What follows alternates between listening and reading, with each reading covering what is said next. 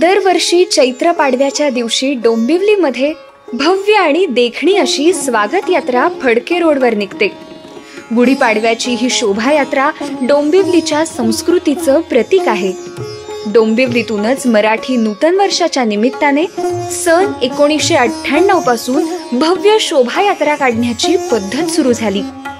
पारंपरिक पद्धतीने पार पडणारी ही स्वागत यात्रा डोंबिवलीकरांच्या जिव्हाळ्याचा आणि आकर्षणाचा विषय आहे. स्त्रिया, पुरुष, आबालवृद्ध, लहान मुले सर्वजण या स्वागत यात्रेत पारंपरिक पोशाख परिधान करून उत्साहाने सहभागी होतात. ढोल पथक, ध्वज पथक, देखावे, चित्ररथ, साहसी खेळ या सर्वांचा स्वागत यात्रेत समावेश असतो. संत, महापुरुष, राष्ट्रपुरुषांचे व रणरागिणीचे पोशाख परिधान केलेली मुले, संपूर्ण यात्रा मार्गाला काढलेल्या संस्कार भारती रांगोळ्या हे शोभायात्रेचे वैशिष्ट्य. डोंबिवली पाठोपाठच कल्याणकरांनी या स्वागत यात्रेला 2000 सालापासून सुरुवात केली.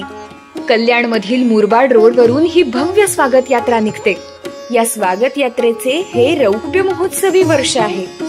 जयघोष हिंदुत्वाचा, जल्लोष कल्याणकरांचा हे ब्रीदवाक्य घेऊन हिंदू संस्कृतीचा प्रसार प्रचार व्हावा व हिंदू नूतन वर्षाचं स्वागत जल्लोषात व्हावं हा यामागील उद्देश आहे.